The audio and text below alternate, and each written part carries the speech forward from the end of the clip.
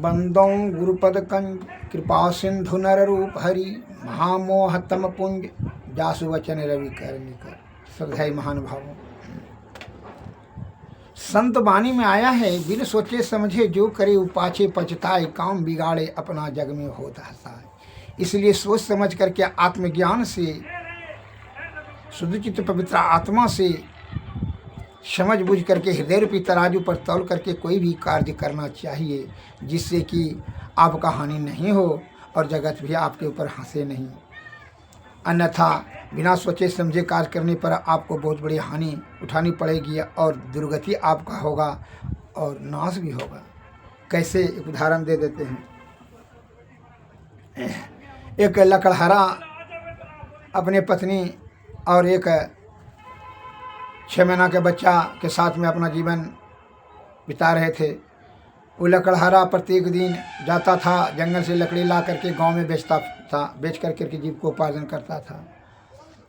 और उसने एक नेवला भी, जिसको बिज्जी कहा जाता है देहाती लोग, नेवला भी पालता था। उसने विचार किया, दोनों जीव ने, पति पत्नी दोनों के एक बोझा लकड़ी जंगल से लाएंगे तो एक बोझा बेच करके के खर्ची पानी चलाएंगे और दूसरा बोझा का कुछ पैसा जमा करते जाएंगे।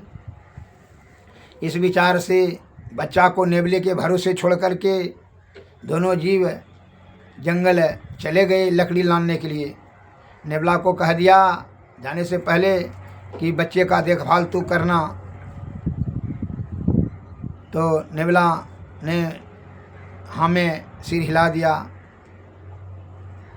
नेवला को बड़ा प्यार से बच्चे की तरह पालन पोषण करता था वह लकड़हारा। उस पर पूर्ण विश्वास भरोसा था। एवं प्रकार से नेवला को अपने बच्चे की जिम्मेवारी सौंप करके दोनों जीव चले गए लकड़ी लाने के लिए जंगल से। जब चले गए तो ये नेवला ने देखा कि बच्चा जो है खटिया पर सो रहा था, लेकिन इतने में संजोग से देखा कि विषधर सांप बच्चे की तरफ बढ़ रहा है। तो नेवला ने सोचा कि बच्चे को जो खटिया पर चढ़ करके तो काट लेगा, इसलिए बच्चा के सुरक्षा के लिए नेवला ने वह विषधर सांप पर आक्रमण कर दिया, लड़ाई शुरू कर दिया। लड़ते लड़ते जो है विषधर सांप को काट कर करके जो है जान मार दिया नेवला ने। लड़ाई के दौरान में उसको शरीर में सांप का जो खून है उसके शरीर में लग गया, मुंह में भी लग गया। जब वह दोनों जीव लकड़ी काट करके आए तो देखा कि वह लकड़ी का बोझा जैसे पटका तो नेवला जान गया हमारा मालिक मलकान आ गए हैं। यह खुशी अपना व्यक्त करने के लिए कि उसकी बच्चा का रक्षा कर चुके हैं हम। वह मालिक मलकान के सन्निकट जाकर के, सन्मुख जाकर के उछलने लगे खुशी से। उसके मुंह में और नेवला के मुंह में और उसके शरीर पर जब खून देखा तो लकड़हारा और उसकी पत्नी ने तो चिंताग्रस्त हो गया और क्रोध हो गया कि हाय हमारा बच्चा को जो है, लकड़हारा के मन में इतना क्रोध हुआ कि हमारा बच्चा को काट करके खा लिया। हे भगवान, यह नेवला पर भरोसा करना मूर्खता था। उसने क्रोध को बर्दाश्त नहीं किया और कुल्हाड़ी उसके हाथ में था, वही कुल्हाड़ी से उसका गला काट दिया नेवला का। नेवला उस जगह प्राणांत माने मृत्यु को प्राप्त कर लिया, मर गया। जब दौड़ करके दोनों जीव आए तो बच्चा उसका खटिया पर खेल रहा था और नीचे में, खटिया के नीचे में विषधर सांप कटा हुआ 5-7 टुकड़ा में पड़ा हुआ था, मरा हुआ था। लकड़हारा ने, दोनों पति पत्नी ने देख करके समझ लिया कि यह नेवला ने ही हमारे पुत्र का रक्षा किया, यह विषधर सांप को काट करके, और हमने बड़ा बिना सोचे समझे बहुत बड़ा भयंकर गलती किया कि अपने प्राण, बच्चा का प्राण रक्षक पुत्र के समान जो था नेवला, उसका हमने हत्या कर दिया। इसलिए बिना सोचे समझे कोई भी कार्य नहीं करना चाहिए। बड़ा पछताया दोनों जीव, बड़ा नेवला के शोक में रोया और अपने बुद्धि पर, क्रोध पर पश्चाताप करने लगा इसलिए उसी जगह कहा, फिर सोचे समझे जो करे पाछे पछताए, काम बिगाड़े अपना जग में होत हसाए। इसलिए हे भाई तो विषयों की आपूर्ति करने के लिए जो छल कपट, इंद्रियों की विषयों की पूर्ति करने के लिए जो छल कपट प्रपंच आडंबर पाखंड नाना प्रकार का कुबुद्धि पाप ताप संताप जमा कर लेते हो, लेकिन तुम भूल जाते हो कि इंद्रियां सुख आपका सुख नहीं है। जीवात्मा का सुखी होना और सुख देना वही आपका सुख है, और जीवात्मा परमात्मा की प्राप्ति के बाद ही सुखी हो सकता है। और इंद्रिय सुख की तृप्ति करने में आप अपना तृष्णा को और जागृत कर देते हैं, जिससे के कारण से क्या होता है, जीवात्मा मन और माया के कुसंगति में पड़ करके इंद्रिय सुख की तृप्ति करने में आयु बल बुद्धि और आयु सबको नष्ट कर देता है और इसकी मृत्यु हो जाती है, और पाप का पोटरी भी जमा कर लेता है, बड़ा कर लेता है, जिसके कारण से उसको भोगने के चक्कर में जीवात्मा मरने जीने के झंझट में फंस जाता है और जोनी जोनी भटक कर करके माने जन्म मरण के चक्कर में आकर के नाना प्रकार का दुख को भोगना पड़ता है। किसको? जीवात्मा को।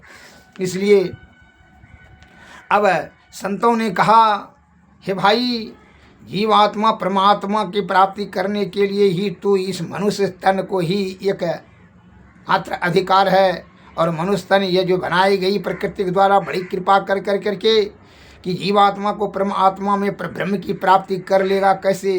ध्यानाभ्यास से, क्योंकि यह तीनों पर्दों के नीचे में आ गया, अंधकार प्रकाश और शब्द मंडल के पर्दे में आ गया, जिसके कारण से रास्ता ही भूल गया, पर ब्रह्म का रास्ता ही भूल गया है जीवात्मा। क्यों?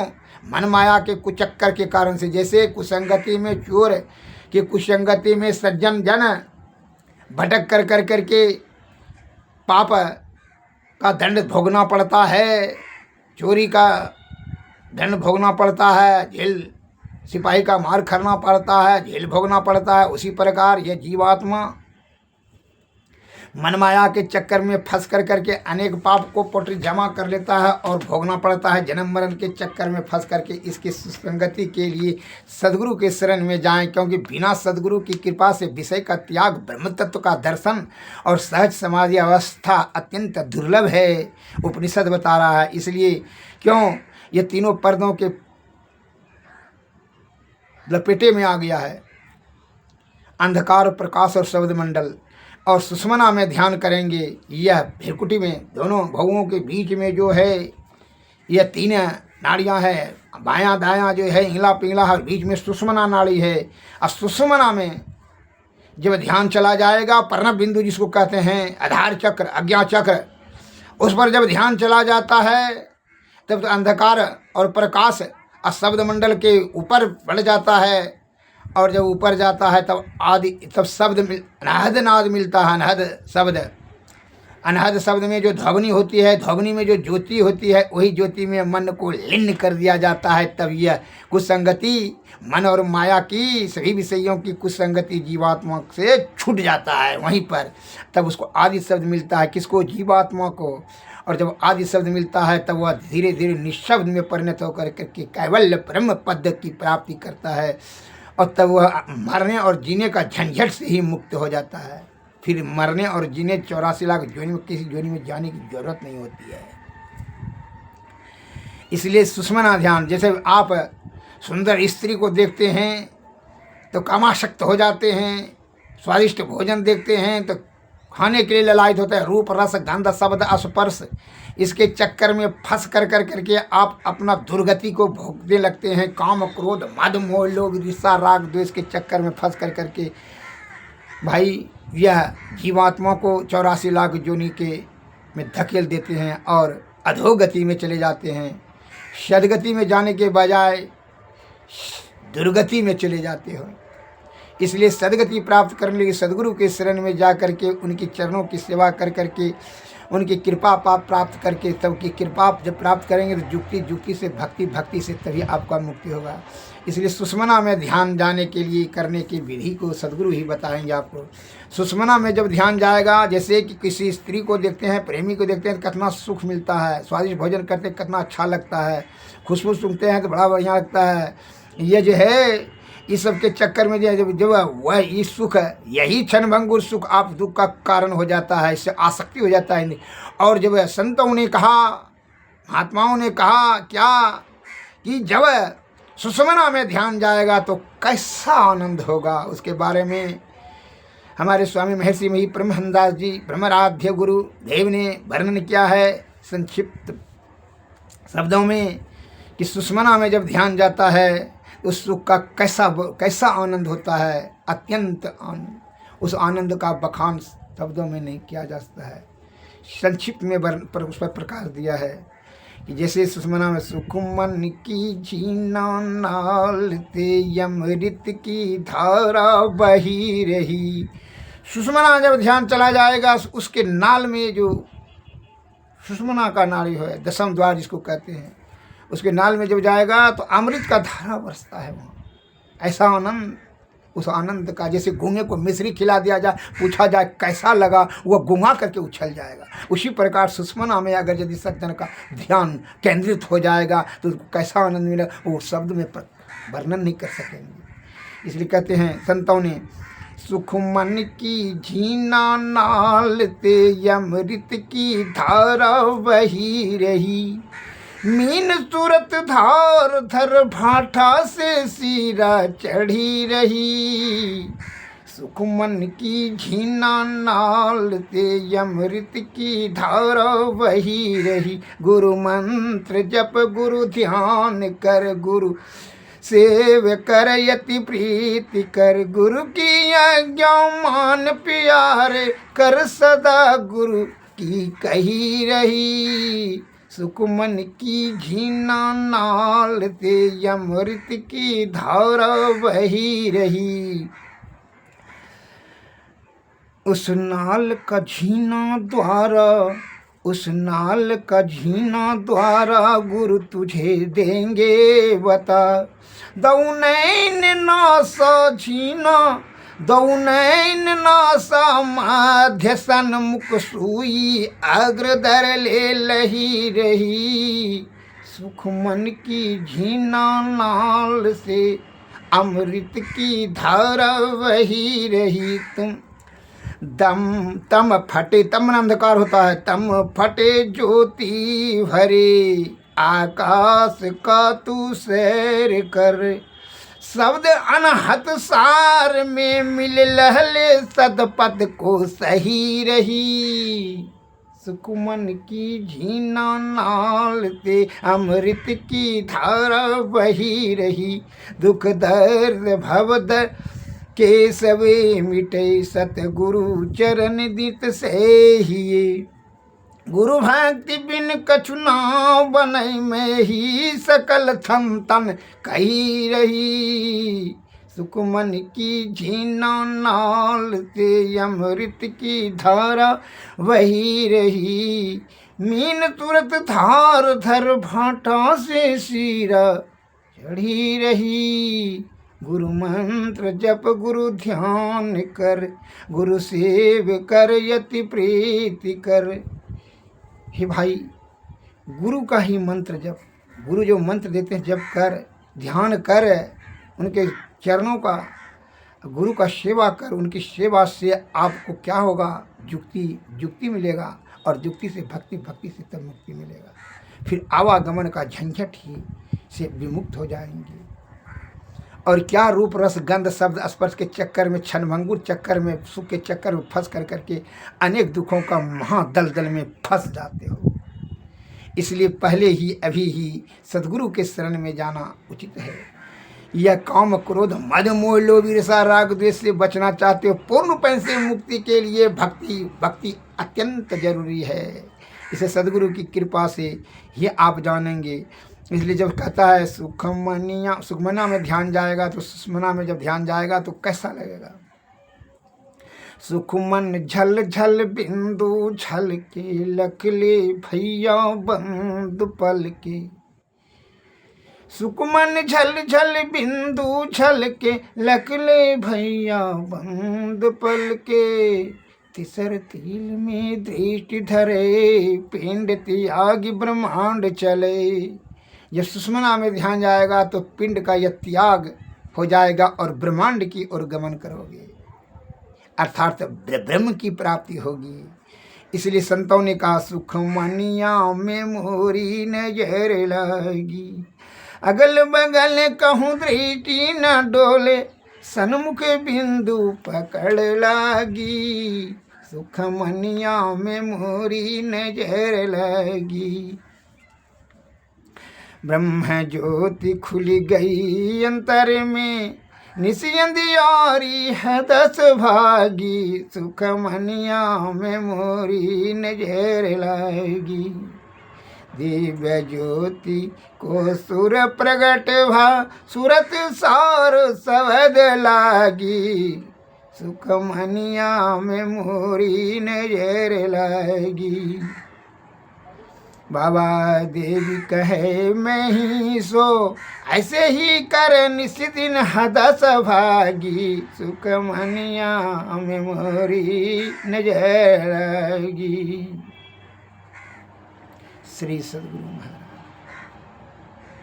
बिना सदगुरु के पूरा ब्रह्मांड ये शरीर में है, लेकिन बिना सदगुरु की कृपा से जो आप ब्रह्म की प्राप्ति नहीं कर पाएंगे, क्योंकि मान माया का बड़ी प्रबलता है, विषय बड़ा बलवती होती है।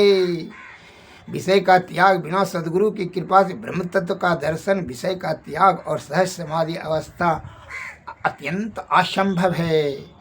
इसलिए संतों ने कहा सतगुरु सुख के सागर, सुवगुण यागर ज्ञान उजागर है, अंतर पथ गामी यतिनी है कामी, अंतर जामी है, ते गुण पर योगी हरि रस भोगी, अतिनी हसोगी है, फिर बुद्धि सुजाना यति सयाना, धरि धवनी ध्याना है, सो धवनी सारा मही निहारा, सदगुरु धारे।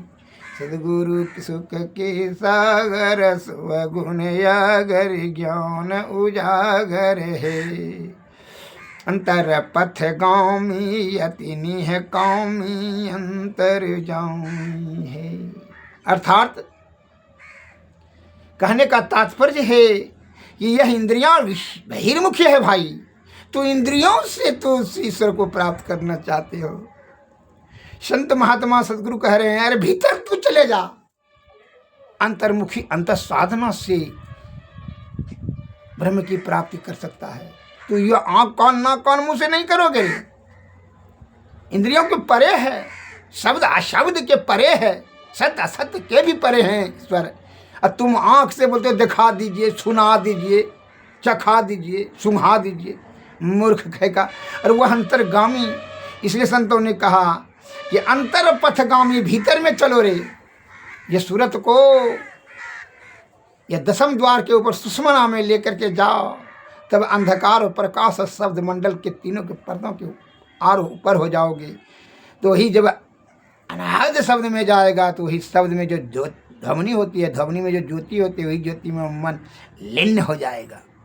और जब मन लीन हो जाएगा, मन से जब खत्म हो जाएगा, तब क्या होगा, यह निर्मल और शुद्ध पवित्र हो जाएगा जीवात्मा। और तब जीवात्मा को तब आदि शब्द मिलेगा, आदि शब्द से निशब्द वह परम पद की प्राप्ति करेगा। इस विधि से इसलिए कहता है विषय का त्याग करके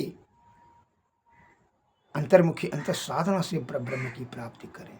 कहीं और जाने की जरूरत नहीं है, इस शरीर में ही पूरा ब्रह्मांड है। सदगुरु की कृपा से ही आप यह विधि को जानें और अमल करें, तभी सदगति मिलेगी। श्री सदगुरु महाराज की जय, श्री सदगुरु महाराज की जय।